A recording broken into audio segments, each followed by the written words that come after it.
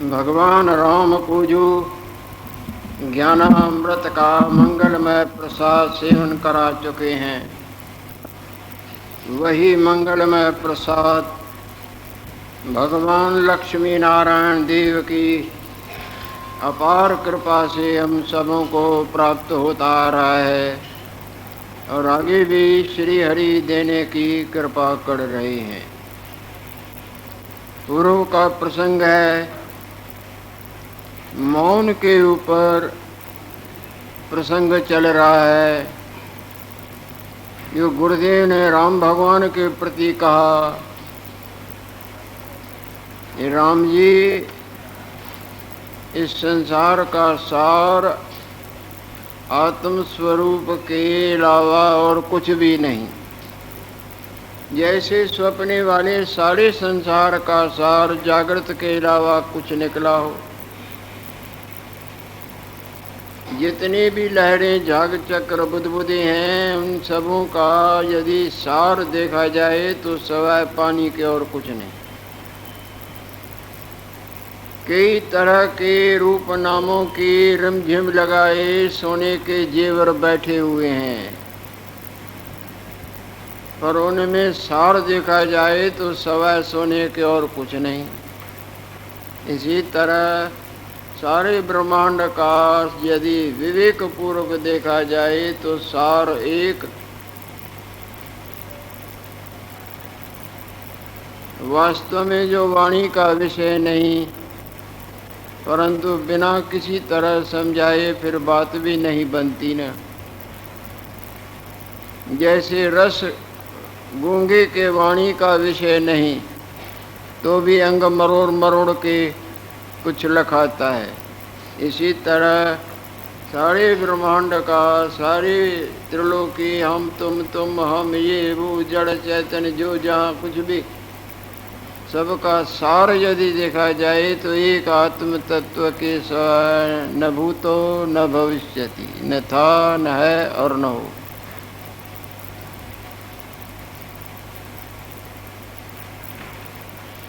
इस संसार का सार जो आत्मा है, ऐसे आत्म स्वरूप में सुषुप्त की नई स्थित हो।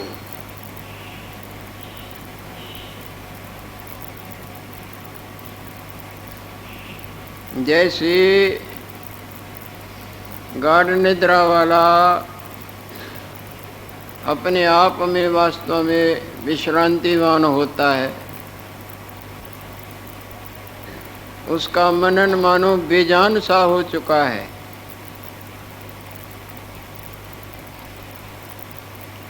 जहाँ उसके मनन की जान निकल गई, दब सा गया, वहाँ आनंद ही आनंद। जैसे जहाँ अंधकार नहीं वहाँ रोशनी ही रोशनी।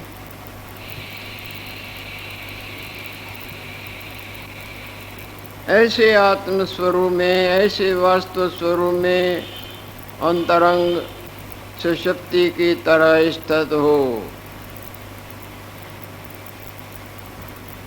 सुषुप्त मौन धारण करो। जब ऐसे गुरुदेव ने कहा तब राम भगवान पूछने लगे हैं, रामोवाच, हे भगवान, 3 प्रकार के मौन को तो मैं जानता हूँ। एक वाणी की मौन, चुप करके रहना, और एक इंद्रिय की मौन।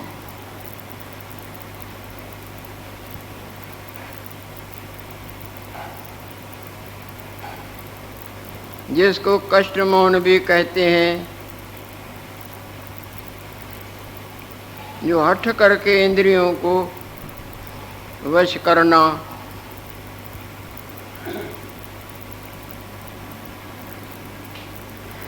हाँ, एक वाणी की मौन, जो चुप करके रहना। एक इंद्रिय की मौन, इंद्रियों को चेष्टा में न जोड़ना। और एक काष्ठ मौन,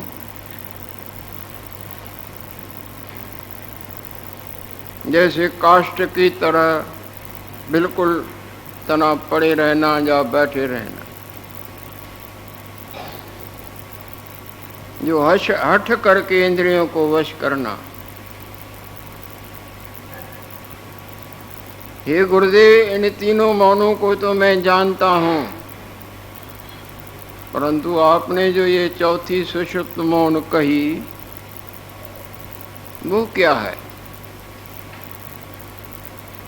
तब गुरु वशिष्ठ जी महाराज चारों मौनों पर अब प्रकाश डालने लगे हैं। वशिष्ठ वाच, हे राम जी, 3 प्रकार के मौन का जो तुमने वर्णन किया ना,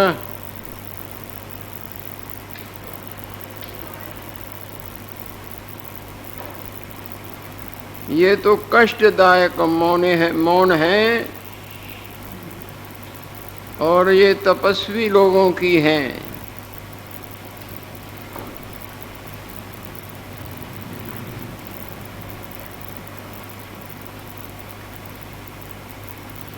और चौथी जो सुषुप्त मौन है ना, वो ज्ञानवान जो जीवन मुक्त हैं, जो जीते ही भवबंधन से मुक्त हो चुके हैं। जिस तरह भट्ठी से घूम आया हुआ दाना जीते ही वृक्ष बनने, पत्ते टहनिए और फल और फूल और बीज बनने, जन्म सब से मुक्त हो जाता है।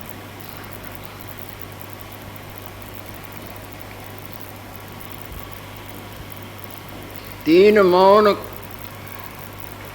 कष्ट तपस्वी की हैं और चौथी जो सुषुप्त मौन जिसके लिए मैंने तुम्हें कहा कि उसको ग्रहण करो, सो ज्ञानवान समझदार जीवन मुक्त की मौन है।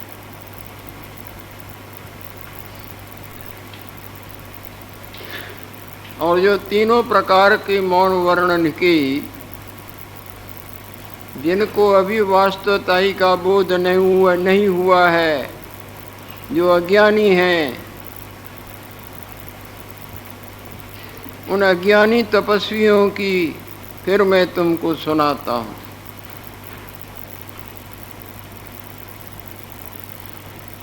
एक तो वाणी की मौन बोलना नहीं,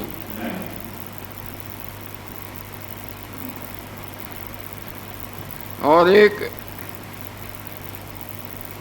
समाधि लगा देना, नेत्रों को मूंद लेना, देखना ही नहीं। और तीसरी मौन बिल्कुल हठ धर्मता को अपनाना, न देखना न सुनना, किसी क्रिया में प्रवृत्त न होना। जैसे लकड़ी पड़ी रहती है या कोई चट्टान पड़ी रहती है, इसी तरह देह को अंदर बाहर से रोकने, इंद्रियों की चेष्टाओं को रोक के रहना।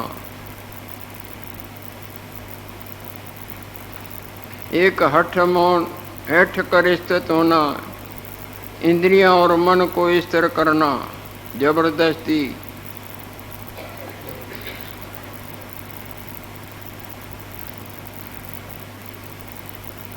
कोई प्रकार की क्रिया में प्रवृत्त न होना। ये जो तीनों प्रकार की मौन है, जो हठ धर्मता को अपनाते हैं,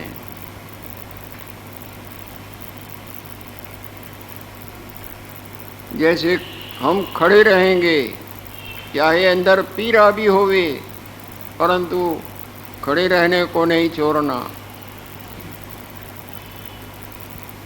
हाथ ऊपर करके, चाहे बहुत कष्ट भी होवे तो भी नीचे नहीं करना। इसी तरह की कई प्रकार की साधना करते हैं जिनको कष्ट तपस्वी, वो तपस्वी अपने को बड़ा कष्ट देते हैं, अंतरात्मा संतप्त होती रहती है। वो अज्ञानी कष्ट तपस्वियों की मौनी है।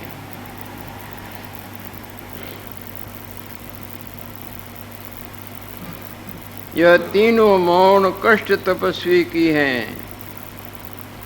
और जो मैंने आपसे कही है ना सुषुप्त मौन, वो समझदार की, ज्ञानवान की है, विवेकवान की कष्ट मौन है।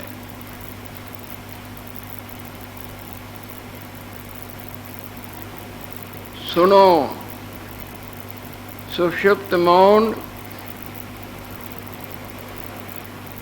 उसको कहते हैं जो वाणी करके और इंद्रियों करके चेष्टा भी हो गए। वास्तव मौन जो उत्तम मौन है, जो ज्ञानवानों की है, जो ग्रहण करने योग्य है, उस पर गुरुदेव प्रकाश डाल रहे हैं। सुषुप्त मौन कहिए जो वाणी करके और इंद्रियों करके चेष्टा भी हो गए, क्रिया भी करनी धर्म मर्यादा से,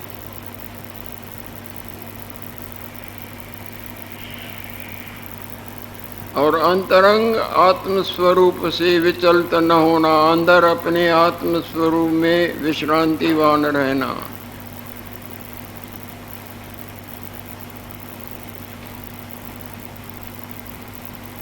और आत्मा ते तर अपर न भासै, ये उत्तम मौन है। सब कुछ करता तो वह करता, शेष यह लक अद्भुत संभाव, पश्यन श्रवणन जागरण गच्छन स्वपन श्वसन, जो भगवान कृष्णचंद्र ने गीता में ज्ञानवानों के लक्षण कहे हैं।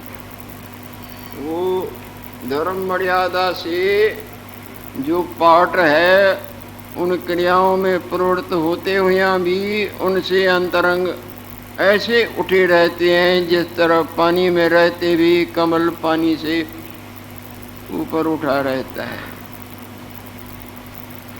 सब क्रियाएं पाठ करता है पाठ के मुताबिक, परंतु कोई क्रिया भी अपने आप में अध्यारोप नहीं करता। अंतरंग उन क्रियाओं, रूप और उन चर्चाओं से बिल्कुल बिल्कुल बिल्कुल ऊपर उठा रहता है।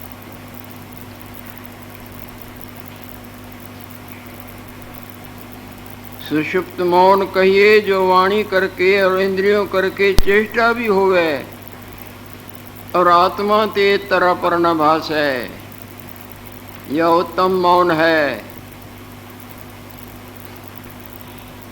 अब दो प्रकार के ध्यान करने की व्याख्या कर रहे हैं, समझा रहे हैं कि ऐसे अंतरंग ध्यान धरो।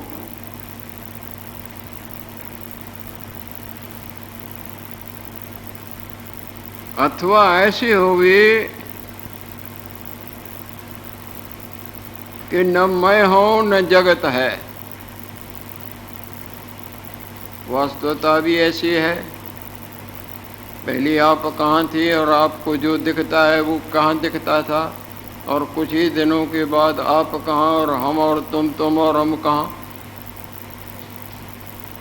जो चीज मध्य में भासे, पहले भी न होवे और आखिरी भी न रहे, वो झूठी होती है। ये कुदरत का नियम है। जो चीज आदि में न होवे और अंत में न रहे, मध्य मध्य में भासे, वो झूठी होती है। जैसे बाजीगर की चीजें, जैसे सपने वाला अपना आप और संसार। उस झूठे को सत्यता के भाव से ग्रहण न करना, ये उत्तम ध्यान है। ये वास्तवताई में विश्रांति है। झूठे को सत्यता से ग्रहण करना, ये बुद्धि की अंधता आनंद दुखों का कारण।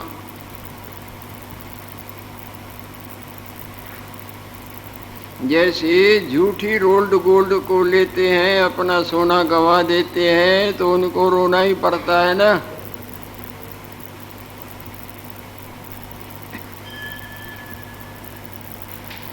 कई ठगा के ठगते हैं ना, जो चकमे में आ जाते हैं कि हमको बहुत मिल जाएगा, बहुत के बजाय अपनी भी खो देते हैं।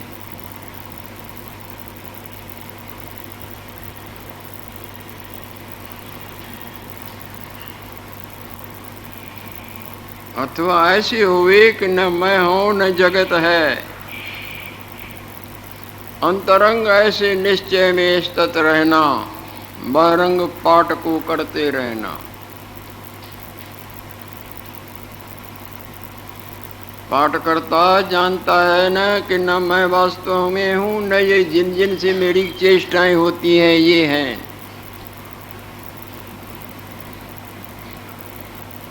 सब अवास्तव में वास्तविकताई के भाव से पाठ करता बढ़ते हैं, पर अंदर उस पाठ को या तेरे मेरे को हृदय में जगह नहीं देते।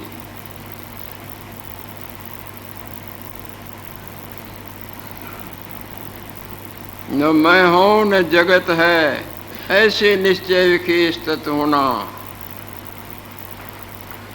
बिना विचार के ऐसे निश्चय के गंगा में डुबकी नहीं लग सकती, और विवेक विचार का प्रसाद यथार्थ सत्संग के बिना नहीं मिलता।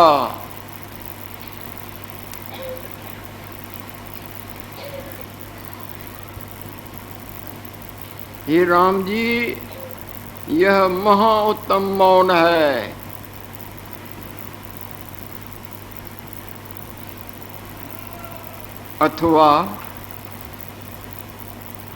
अथवा ऐसे हो गए कि सर्व मैं ही हूं।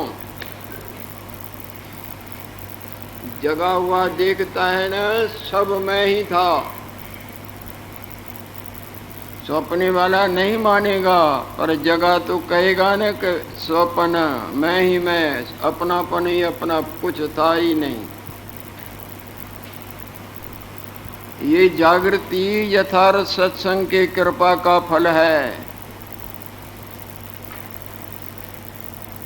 जब तक यथार्थ सत्संग की कृपा नहीं प्राप्त होती, तब तक ये निश्चय हृदय में नहीं आता।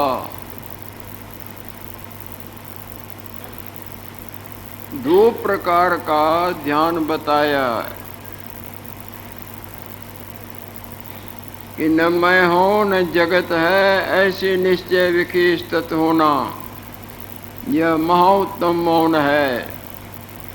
अथवा ऐसे हो गए कि सर्व मैं ही हूं, ऐसे निश्चय विखे स्थित होना, ये बड़ी उत्तम मौन है। जब वास्तव आपको ज्ञान का प्रसाद प्राप्त होगा, तो इन दोनों मौनों को आपके हृदय में जगह मिल जाएगी। जैसे जब जागृत सच्चे जागृत का बोध होता है, स्वप्न वाले की भ्रांति निवृत्त हो जाती है, तो इस तरह ही दिखता है ना।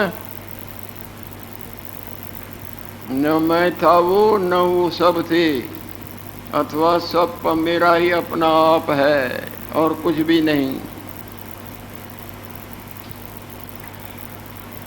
यह बड़ी उत्तम मौन है। विधि करके भी आत्मा ही सिद्ध होता है, और निषेध करके भी आत्मा ही सिद्ध होता है। न मैं हूं और न ये जगत है, केवल ब्रह्म अपने आप में स्थित है, अथवा सर्व ब्रह्म ही है और कुछ भी नहीं।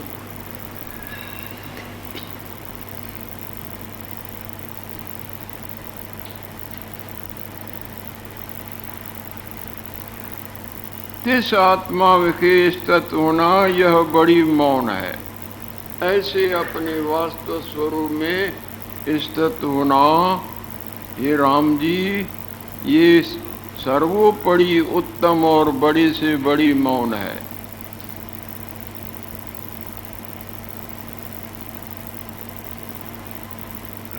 हे राम जी, यह जो मैं सुषुप्त मौन कही है, सो क्या है? सुनो।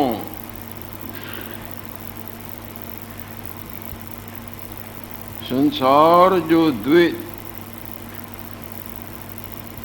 द्वैत रूप के फुरने ते सुषुप्त होना,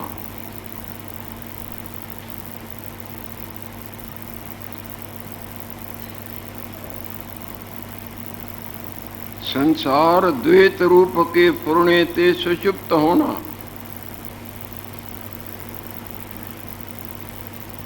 माया द्वंद्व रूप है नहीं, यानी मन ऐसा तैसा, मैं तू मैं, जड़ चैतन्य, भला बुरा, मानना जानना।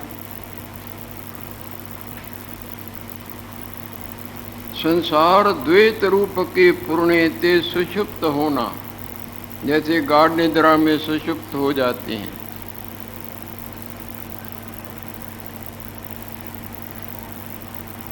जैसे वास्तव पाठ करता स्वप्न उस जागृत पाठ से अंदर सुषुप्त रहता है, जिस तरह मोम जामा भीगते भी उसको ग्रहण ही नहीं करता।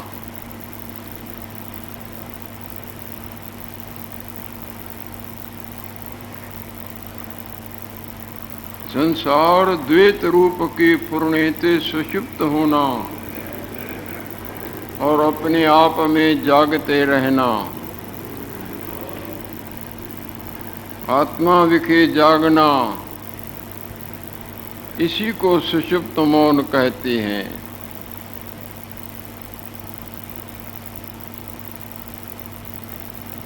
द्वैत के भिन्न भिन्नताई के मानने जानने के माया रूपी फुरने ते रहित होना, यही सुषुप्ति है।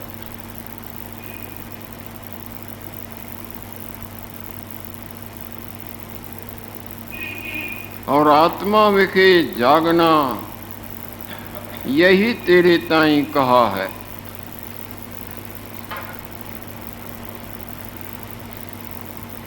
और इस तरह अनुभव करना, देखना,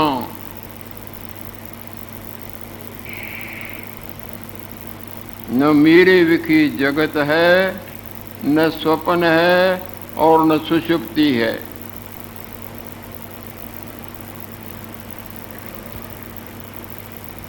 न मेरे विखी जागृत है, न स्वप्न है, न सुषुप्ति है।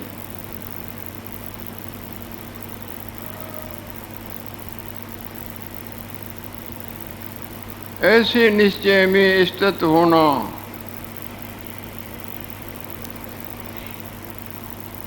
यह तुर्यातीत सुपंचम मौन है।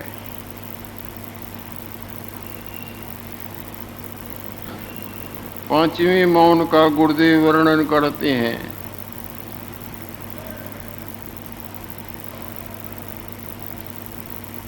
और ऐसे देखना, न मेरे विखे जगत जागृत है, न स्वप्न है, न सुषुप्ति है।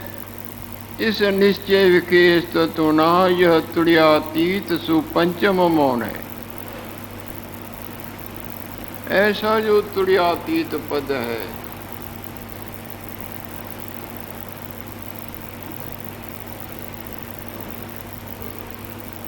सो अनादि है और अनंत है। उसी को संत जन और सदग्रंथ जैसे गूंगा रस को लखाता है, इसी तरह तरह तरह के शब्दों की लीला से उस अनादि और अनंत ब्रह्म परमात्मा को गूंगे के अंगों की तरह शब्दों के मोरोड़ तोड़ से पढ़े लखाते हैं।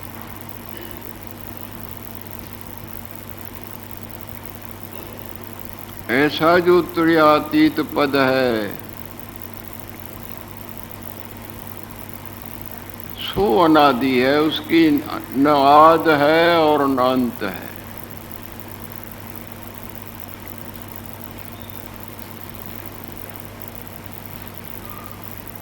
और जड़ा इत्यादि सब प्रकार के दोषों से रहता है,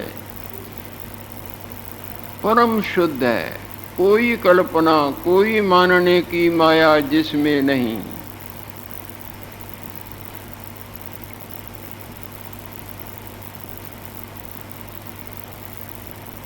और जड़ाती रहत है, शुद्ध है और सब प्रकार के दोषों से सदा सदा सदा ऐसे रहते हैं जिस तरह अग्नि शीतलता से रहता है।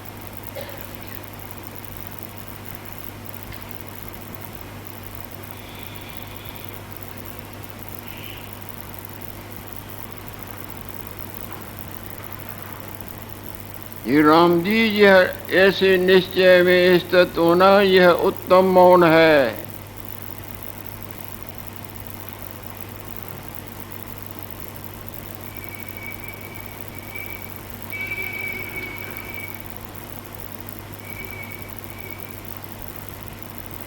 जो तो समझदार है, विवेकवान है, वो इंद्रियों के रोकने की इच्छा भी नहीं करता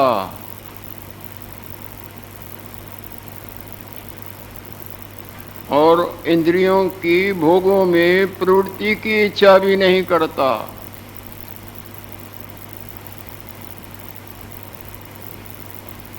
जैसे स्वाभाविक धर्म मर्यादा से क्रिया चलती रहती है, अपने पाठ को पूरा करता रहता है।